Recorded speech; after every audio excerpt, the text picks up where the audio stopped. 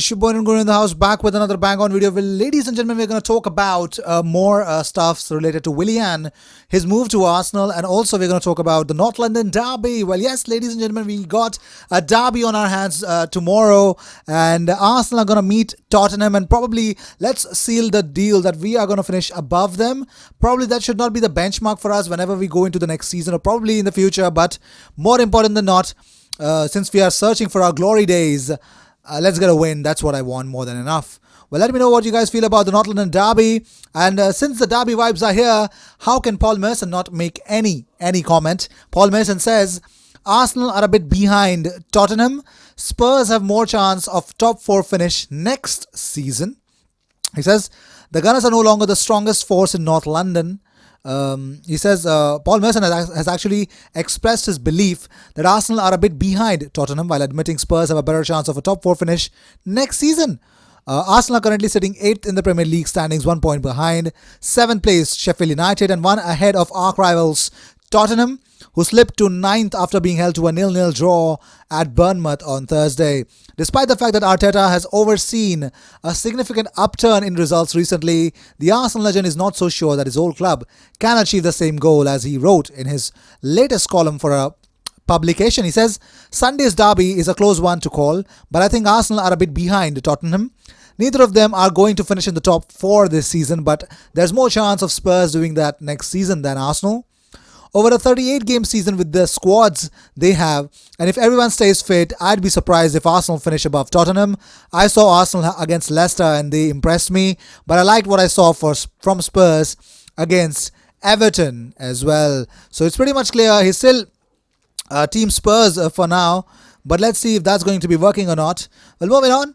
Well, yesterday I actually mentioned that Gabriel Martinelli, actually Arsenal tweeted out that Gabriel Martinelli's quote, where he's actually praising Bukayo Saka, actually retweeting with a comment of that post, Bukayo Saka commented, my boy. So it's pretty much clear that the brotherly love is definitely quite mutual between the two wingers.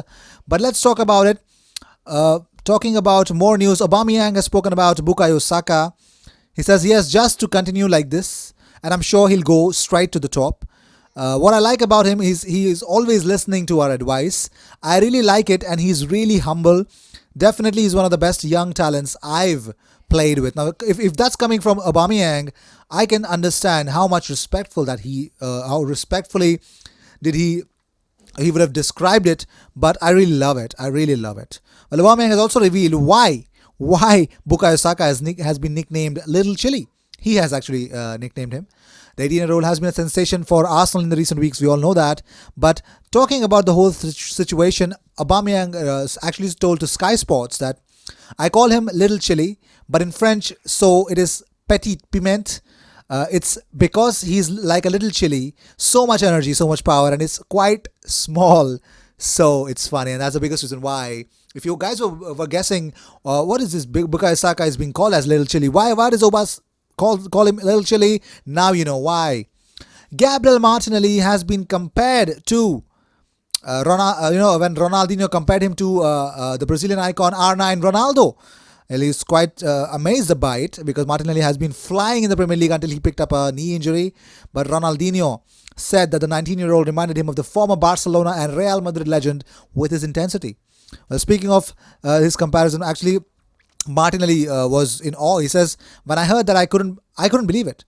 To get here and play in the Premier League for Arsenal, one of the best clubs in the world, and for one of the best Brazilian players of all time to speak too highly of me and compare me with one of the best forwards in football history is something that seems hard to believe. Could he really be talking about me?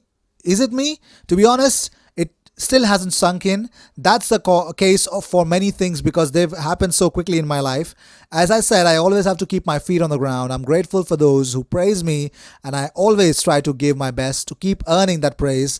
But above all, it's all about hard work and going for wins and success here at Arsenal. That's the biggest thing it's all about. You got to keep your head down. Even if Ronaldinho tells you that you are like R9 Ronaldo, and that's pretty much clear. I mean, you got to keep your feet to the ground and keep playing the ball. Well, not only this, let's talk about something special. Guendouzi's agent, Philippe Nabe, is due to have a meeting with Arteta and Raul Sanyehi next week, despite the player wanting to stay at Arsenal and the club wanting to keep him too. If the situation continues with no positive outcome, he might have to be sold. We all know that he is training alone. He's isolated completely by the team. Frozen out is what the perfect term that I would really like to use in this situation. But let's see. Well, Huddersfield boss Danny Cowley has spoken about Emil Smith-Rowe. He says he's a young boy who has the world at his feet. We have to be very protective of him, which none of us like. I actually boo myself when I take him off because it's not something I want to do. If I was a football supporter, I would get incredibly frustrated at Smith Rowe being taken off. I love football and I love watching him play. He is a talented boy. It's pretty much clear that there has been an impact that has actually been made by Emil Smith Rowe, especially when he went to Huddersfield. Similar kind of impact that Callum Chambers did on Fulham. Similar kind of impact, not that similar, but Reece Nelson when he played for Hoffenheim. So you can understand these guys are really doing it when they're sent to loan. So they're knocking on the doors of Mikel Arteta to give them a chance next season. Liverpool are the only team that have lost less league games than Arsenal this season. Go tell it to your Spurs fans, Chelsea fans, anyone who's actually trying to mock Arsenal at this point of stage. Yes, only Liverpool have lost less games than Arsenal this season. And yes, that is the reality. And they drew against Burnley at home. Oh my God. Really strange. But did you know this story? When Patrick Vieira came over from AC Milan, he didn't know a word of English. And we gave, this is all actually said by David Dean. He says, we gave him accommodation, phone, car and an English teacher. I talked to Patrick in fluent French and before a game I asked in French, can you speak a bit of English to me? Patrick nodded and replied, Tottenham are shit. Patrick Vieira, oh my God, I need to see a player like Patrick Vieira in that midfield. I really miss that kind of a guy, man. Well, that's really beautiful. Well, let's talk about it. Pierre-Emerick Aubameyang has spoken about on missing his barber during the lockdown period. He says, I missed him too much. I had no clippers to do it myself. So it was really hard. Now, since we are back, I do it myself. And probably posted this image where he says, who said that I need a barber? And this guy is unbelievable, isn't it? Well, you got to believe him. He's a legend in the making. Well, moving on. Ray Parlour reckons Arsenal will sell Lacazette to fund Aaron Ramsey's replacement. The Gunners' hero believes that Aubameyang will stay, but Lacazette will leave. He says, I don't think so. They'll lose both, Parlour said. It's a situation where I don't think you can afford to lose both. At the moment, it's very positive. The talk from the club itself looks like Aubameyang could be signing a new contract, which would be brilliant news for Arsenal. And that could mean Lacazette could be on his way. There's been lots of talks about him. Juventus has been mentioned for Lacazette with a player coming to Arsenal. I don't know what sort of player is going to come to Arsenal that way. But I think Aubameyang is so important. He's the one who scores you the goals. If you took him out of the Arsenal team now, who scores the goals? That's really a thought-provoking situation. A completely thought-provoking situation. But let us talk about the whole situation of Willian. Yes. Ladies and gentlemen, Willian, we all know that is quite, the stability of him actually staying at Chelsea is the biggest problem right now. But the situation with Willian has not changed. He wants a 3-year deal in Chelsea and only prepared to offer him a 2-year deal. Chelsea are targeting Said Benrahma as his replacement. A reunion with Luiz across town at the Emirates seems the most likely scenario right now. So you can understand that Said Benrahma could go to Chelsea and in return Arsenal could get the Willian, who's still I think he is at his A game. So I believe Willian can add value when he comes to Arsenal, if he comes to Arsenal. Arsenal legend Martin Keown believes Arsenal could cash in on Matteo Guendouzi, as he's labelled the midfielder that he's not as good as for the club.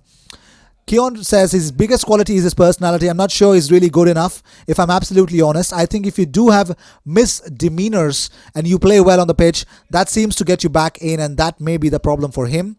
Lucas Torreira now is back from injury. Granit Xhaka is playing better in that position. Dani Ceballos is controlling games for Arsenal. It's going to be difficult for the young man to get back in, but everybody deserves a second opportunity. But it starts from the training pitch. They may want to use him, though, in terms of selling players. We talk about the financial difficulties. Probably Arsenal need to sell before they can buy in the summer. It may be that he takes the opportunity to offload him in the summer. but we'll have to wait and see what Arteta intends to do. The whole situation is totally dependent on Mikel Arteta. If he takes the if he pulls the plug on Matteo Guendouzi's career, he can do that, and I believe a coach has every right to do so if he's running a team.